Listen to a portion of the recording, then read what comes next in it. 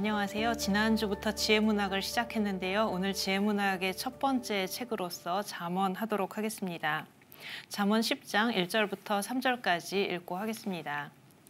성부와 성자와 성령의 이름으로 아멘. 솔로몬의 잠언. 지혜로운 아들은 아버지를 기쁘게 하고 우둔한 아들은 어머니의 근심거리가 된다. 불의하게 모은 보화는 소용이 없지만 정의는 사람을 죽음에서 구해준다. 주님께서는 의인의 갈망을 채워주시고 악인의 욕망은 물리치신다. 지난번에 지혜문학을 시작하면서 성서의 지혜문학에 속하는 책들이 5개가 있는데 그중에 이제 첫 번째 단계에 속하는 책이 잠언이라고 말씀을 드렸는데요. 그래서 어떻게 말하면은 지혜문학의 특징이 뭐다라고 말을 했었던 그러니까 인간 이성으로 세상을 관찰하면서 지혜를 찾아간다라든가 그런 지혜문학의 기본적인 특징들이 원래 상태 그대로 나타나는 책이라고도 말씀드릴 수 있겠습니다. 다른 한편으로는 지혜문학에 속하는 책들 5개 중에 가장 오래된 책이 잠언입니다. 사실 잠언은 정확한 연대를 말할 수는 없어요. 성서의 잠언 이렇게 펴보시면 바로 보이시는데 짧은 뭐라 그럴까요? 격언? 그런 말들이 이렇게 많이 모아놓은 것인데 그 구절 하나하나를 가지고 이거를 언제 누가 처음 말을 했을까를 알아낼 수는 없거든요. 그러니까 많이 찾아낸다고 하면 이 책들을 언제 모았을까, 이런 말들을 언제 모았을까를 찾을 수는 있지만 그거 하나하나가 언제 처음 이런 말들을 누가 했을까를 알 수 있는 것은 아니어서 정확한 연대를 알 수는 없는데 근데 다른 책들, 말하자면 다음 주에 볼 욥기나 그다음에 코엘렛 이런 책들에 비해서 잠언이 더 오래된 책인 것은 거의 확실합니다. 그래서 이제 첫 번째 단계에 속하는 책이고 한데요. 저자가 그럼 누구냐? 잠언 1장 1절에서는 이스라엘 임금 다윗의 아들 솔로몬의 잠언이라고 말을 합니다. 근데 솔로몬의 잠언이라고 1장 1절에 처음에 붙어 있지만 잠언 중간중간에 가다 보면 다시 이렇게 제목들이 나타나는 때가 있는데 그때에도 어떤 때는 솔로몬의 잠언이라고 되어 있어요. 우리가 시작하면서 읽었던 10장 1절 같은 경우에 솔로몬의 잠언 이렇게 하고 시작을 하는데 또 어떤 부분에 가면 단락 제목으로서 다른 사람의 이름이 나오기도 합니다. 유다 임금 히즈키야의 신하들이 수집한 것 이런 부분들도 있고 아니면은 저자를 아예 다른 사람 이름을 이야기하는데 마사 사람 야케의 아들 아구르의 말이라든가 이런 경우도 있는데 마사 사람이라고 나가면 이 사람은 이스라엘 사람도 아닌 거거든요. 그러니까 책 전체를 시작할 때 1장 1절에서는 솔로몬이라고 말을 했지만 중간에 어떤 부분에 가면 이 부분은 저자가 다르다라고 말을 하는 부분도 있는 거예요. 그 사람이 외국 사람인 경우도 있는 것이고 이래서 솔로몬이라고 말을 하는데 전체가 솔로몬인 것은 아니다. 그리고 어떤 부분에서는 확실하게 솔로몬이 한 말이라고 말을 할 수 있는 것도 사실 없습니다. 그리고 또 하나는 잠언만이 아니라 지혜문학의 책들에서 저자를 솔로몬으로 내세우는 경우들이 있는데 예를 들면 이제 우리가 다음 주에 볼 코엘렛이라든가 아니면 지혜서 같은 경우는 저자가 솔로몬이라고 직접 말을 하지는 않지만 보면 그래요. 왜냐하면 내가 어떻게 했다라고 말을 하는 부분이 있는데 그게 솔로몬에 관련된 이야기이거든요.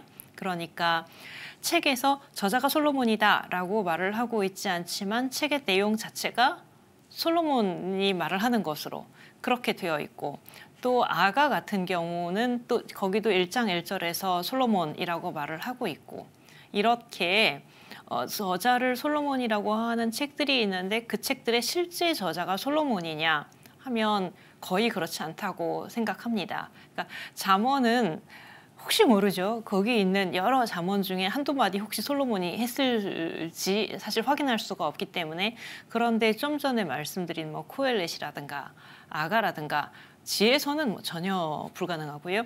거의 솔로몬이 실제 저자일 수는 없다고 생각을 합니다. 그런데 왜 솔로몬의 잠언이라고 말을 하는가?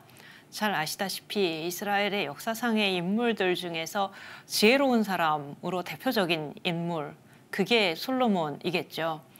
저 솔로몬이 왜 밤에 하느님이 솔로몬에게 청하는 것을 주겠다고 하시는 장면, 열왕기에 나오는 이야기, 그 이야기를 잘 알고 계시다시피 솔로몬은 하느님이 너에게 무엇을 줄까라고 물어보셨을 때에도 지혜를 청했던 인물, 이렇게 되어 있습니다.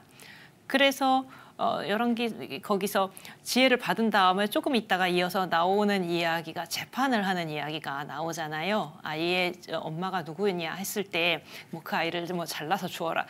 잘 아시는 솔로몬의 재판 이야기. 그런 이야기들에서도 솔로몬은 이제 매우 지혜로운 사람, 이렇게 되어 있는 것이죠. 좀 더 역사적으로 생각을 하더라도 다윗 시대에는 처음 나라를 세우고 땅을 넓히고 뭐 예루살렘의 수도를 정하고 그런 일을 했다면 솔로몬 시대에는 다윗 시대에 비해서 더 안정된 상황이었을 것이고 경제적으로도 더 뭐라 그럴까요? 번영을 누렸다고 되어 있고 이런 상황들이기 때문에 더 문화 발전이나 이런 것들이 가능했다고 생각을 합니다.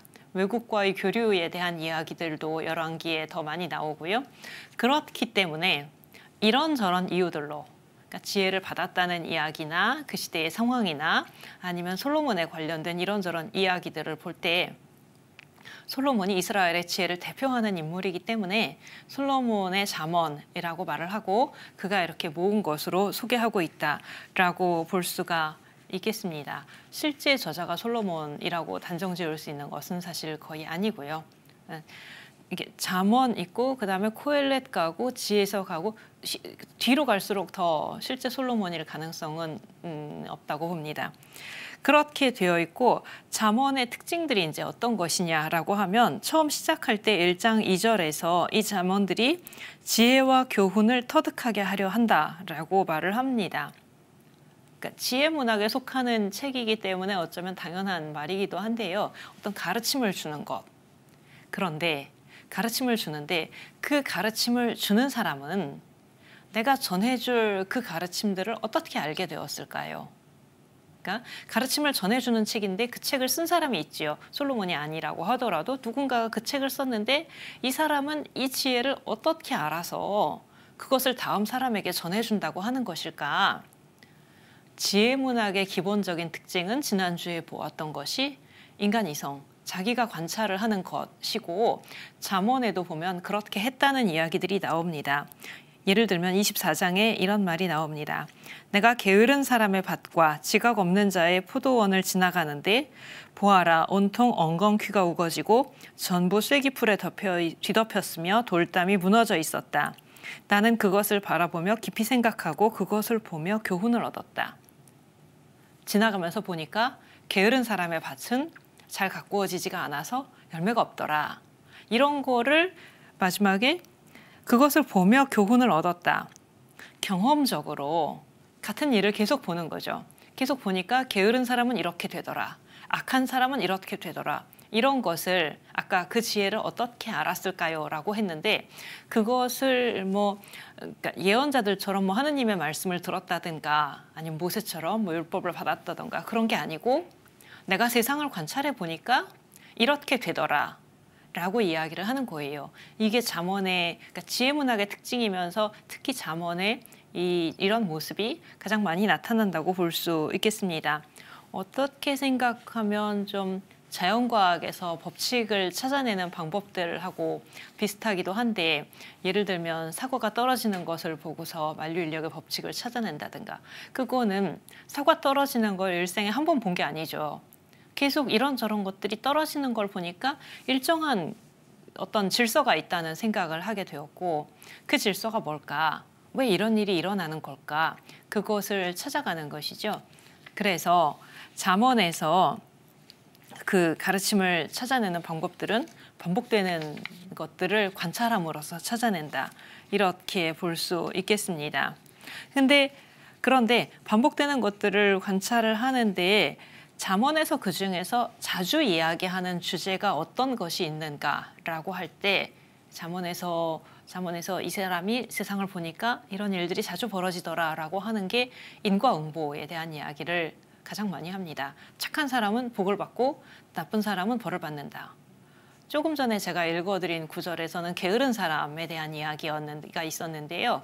게으른 사람은 이렇게 되고 부지런한 사람은 이렇게 되고 그런 이야기도 있고 또 여러 종류의 사람들을 좀 전에 그러니까 게으른 사람과 부지런한 사람, 악한 사람, 선한 사람 이런 식으로 사람들을 비교를 하는 경우가 많은데요. 그랬을 때 사람이 어떻게 살았느냐에 따라서 그거에 따른 결과를 받게 된다. 이런 점들을 잠언에서는 많이 되풀이해서 이야기를 합니다. 그러니까 어떤 일이 있으면 결과가 있다. 착한 사람은 복을 받고 나쁜 사람은 벌을 받는다. 이 원칙이 거의 이루어진다고 봅니다. 그러니까 잠언에 나오는 구절들에서 좀 이렇게 뽑아보면 착한 이는 주님에게서 총애를 받고 교활한 자는 단죄를 받는다. 의인은 올바르고 자비롭고 거짓을 미워하고 공정하고 다른 사람에게 도움을 베풀고 그래서 의인은 칭송을 받고 바라는 일이 이루어지고 곤경에서 구출되고 배불리 먹고 죽음에서도 피신처를 얻고 집에는 보물이 쌓인다 라고 이야기를 합니다. 그 원인을 이야기하면 주님의 눈은 어디에나 계시어 악인도 선인도 살피신다. 그러니까 한편으로는 세상을 보니까 착한 사람은 이렇게 되고 나쁜 사람은 저렇게 되더라. 부지런한 사람은 이렇게 되고 게으른 사람은 저렇게 되더라 라고 말을 하는데 물론 그게 세상의 질서, 우주 질서라고 말을 할 수도 있겠지만 근본은 하느님이 계시기 때문에 하느님이 보고 계시기 때문에 이 세상이 무질서하게 뭐라 그럴까요? 막 돌아가는 것이 아니라 어떤 일이 있으면 결과가 있고 세상이 질서가 있게 돌아간다는 것이에요. 자동 반응처럼 자동 기계처럼 어떤 일을 하면 딱 결과가 나오고 이렇게 했으니까 이렇게 되고 저렇게 하면 이렇게 되고 그런 이야기하고는 조금 차이가 있다고 하겠습니다. 하느님이 계시고 그것을 다 보고 계시기 때문에 선한 사람이 하는 일이나 악한 사람이 하는 일이나 그것을 다 보시기 때문에 그 각자가 다른 운명을 맞게 된다. 이렇게 말을 할 수가 있겠습니다. 제가 지금 운명이라는 단어를 쓰긴 했는데 그게 이렇게 그리스 신화 같은 데서 말하는 운명에 의해서 이루어진다 이런 말은 아니고요. 어떤 일을 했을 때 결과가 어떻게 나오게 된다. 내지는 가품? 이런 식으로 이해를 하시면 되겠습니다. 그런 구절도 있어요. 구렁을 파는 자는 재가 그곳에 빠지고 돌을 굴리는 자는 재가 그것에 치인다. 이거 상당히 재미있는 구절이어서 자주 인용되기도 하는 구절이에요. 구렁을 파는 자는 재가 그곳에 빠지고 돌을 굴리는 자는 재가 그것에 치인다. 어떻게 말을 한다면 하느님이 사람을 구렁에 빠지게 하신다거나 구렁에 빠지기를 원하신다든가 그런 거라기보다는 사람이 자기가 한 일에 따라서 그 결과가 자기에게 돌아오게 되는 이렇게 말을 할 수도 있겠습니다. 그 길로 가면 불행을 당하게 되는 것인데 그 길로 가면 멸망으로 가는 것인데 그것을 인간이 모르고 간다고 할까요? 아니면 어떤 때는 알고도 간다고 할까요? 갔을 때 모르고 가든 알고 가든 거길 갔을 때 돌아오는 결과에 대한 이야기들이라고 하겠습니다. 그러니까 그 길을 가면 아까 제가 알면서 갈까 모르면서 갈까 그 길로 가면 어떤 결과가 된다는 거를 그러니까 배워야 되는 거잖아요. 그걸 위해서 잠언이라는 책이 필요하고 교훈을 듣는 것이 필요하고 이렇다라고 잠언에서는 이야기를 합니다. 그러니까 경험을 통해서 배운 사람들이 말하는 것을 이렇게 살면 이렇게 된다라고 인생 경험이 중요하거든요. 잠언에서는 계시에서 출발하는 책이 아니기 때문에 근데 경험을 가진 사람들이 말을 하는 것을 듣고 너는 멸망의 길로 가지 않도록 바른 길을 선택해라 라고 말을 한다고 이렇게 볼 수 있겠습니다.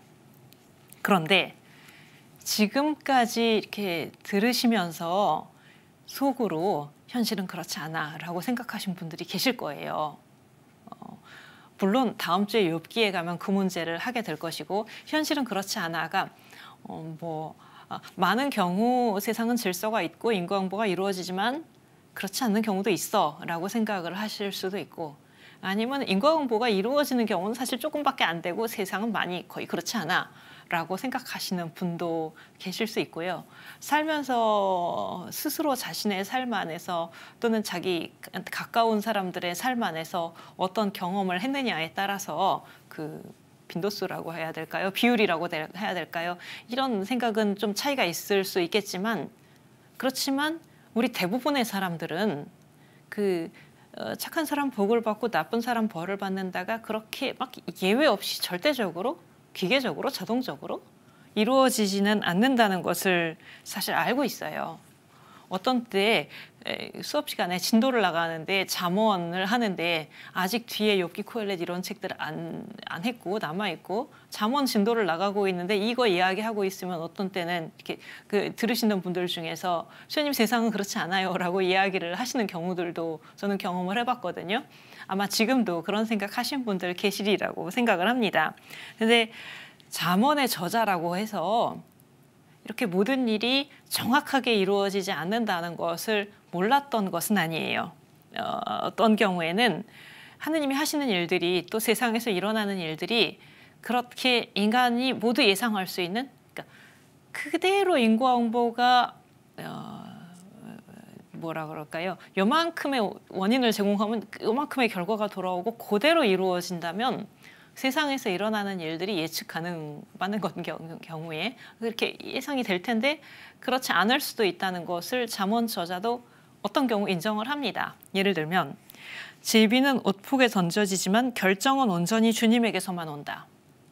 인과응보를 이야기를 하지만 그 결과는 주님으로부터 오는 것이기 때문에 그 하느님의 자유의 영역이 있다는 것, 인간이 모든 것을 다 계산하고 알 수 있다는 것은 아니라는 것을 압니다.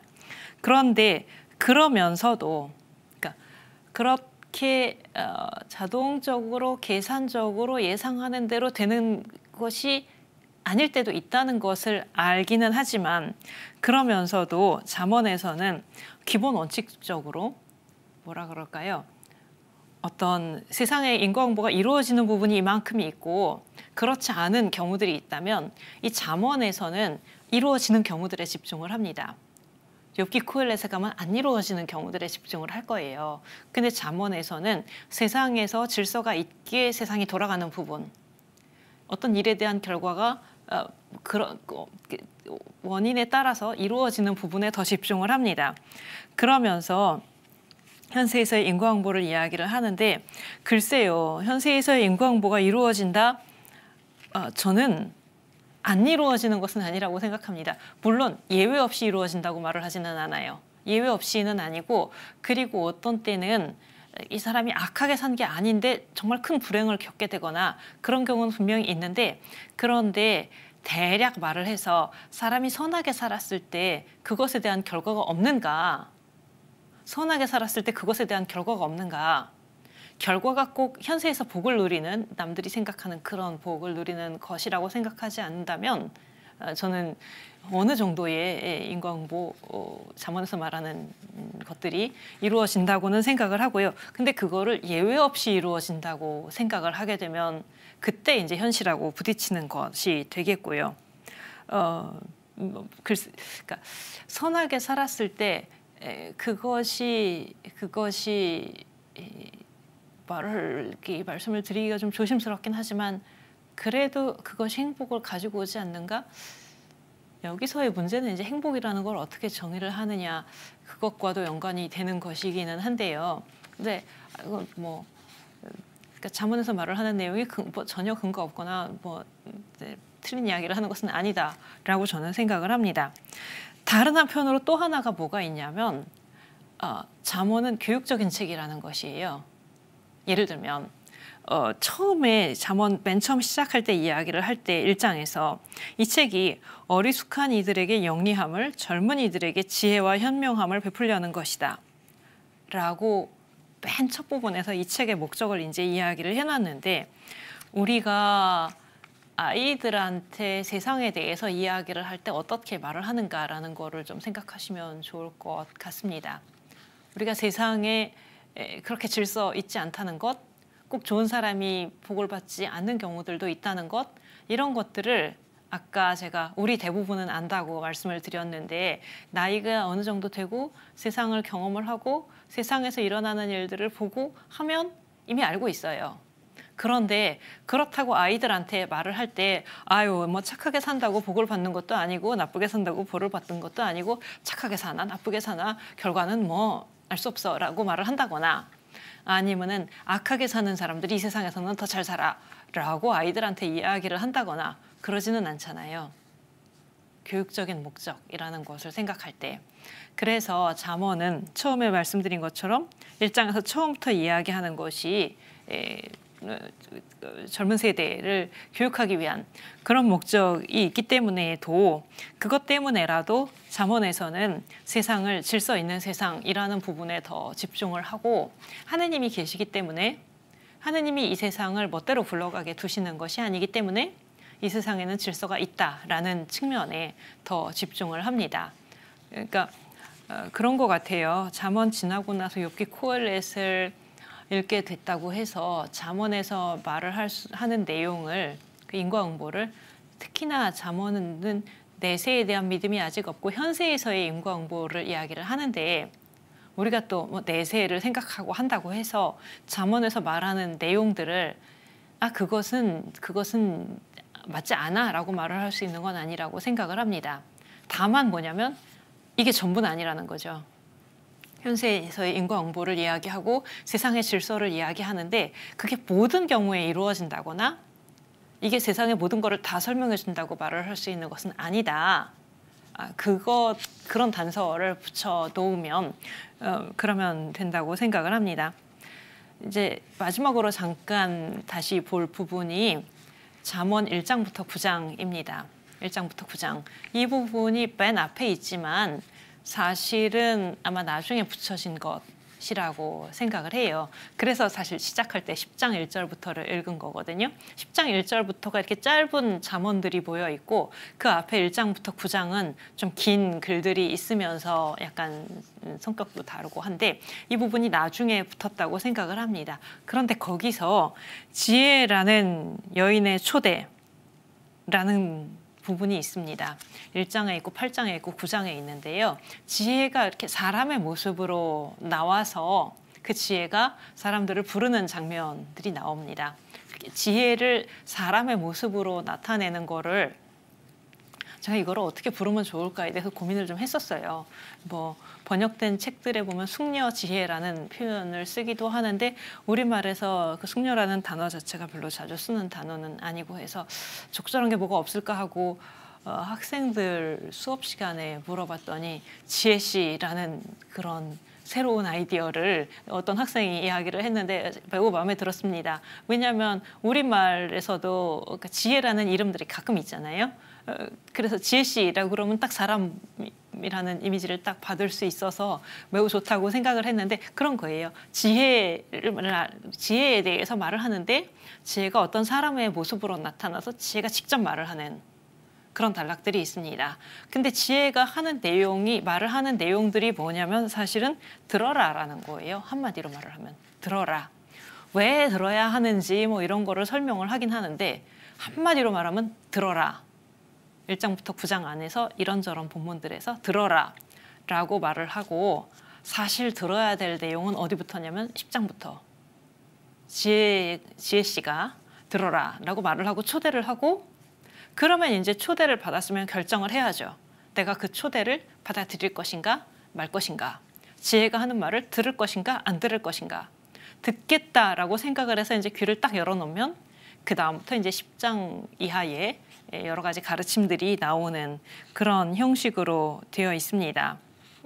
사실 그 지혜가 초대하는 본문이 지난주에 시작할 때 읽었던 그런 부분이기도 하고요. 지혜가 들어라라고 하면서 이제 왜 그 지혜를 들어야 하는가라고 말을 하면 거기 이제 8장 같은 때가 대표적인 본문들이 되는데 하느님이 세상을 창조하실 때도 지혜로서 창조를 하셨고 임금들도 통치할 때 지혜의 도움을 받아서 통치를 하는 것이고 그러니까 너도 너의 삶을 사는 데 있어서 지혜의 가르침을 들어라 라고 말을 하는 것이고 그 초대가 끝나면 이제 지혜의 가르침들이 나오게 되겠습니다. 1장부터 9장이 없었다면 10장 이하의 어떤 장을 그냥 딱 펼쳐서 읽어보면 그냥 매우 현실적인 가르침으로만 그칠 수도 있어요. 현세에서의 인생을 사는 비결? 뭐 그렇게 생각할 수도 있는 건데 앞부분에 지혜의 초대가 있음으로써 그렇게 생각하면 좋을 것 같아요. 10장부터 그 이하에 나오는 내용 전체에 이렇게 따옴표가 붙는다. 그러니까 어떤 가르침들이 쭉 있는데 거기 따옴표가 붙고 이게 지혜가 하는 말로 이해가 되는, 지혜가 우리한테 알려주는 말들로 이해가 되는, 그렇게 되는 것이고, 지혜의 초대를 따라간다면 생명에 이르게 된다고 그 잠언의 맨 앞부분에서 이야기를 하고 있습니다. 오늘은 이런 잠언의 가르침들을 보겠고요. 잠언을 보면서 세상은 그렇지 않아라고 생각하셨다면 다음 주에 욥기를 꼭 보셔야 되는, 이렇게 되겠습니다. 감사합니다.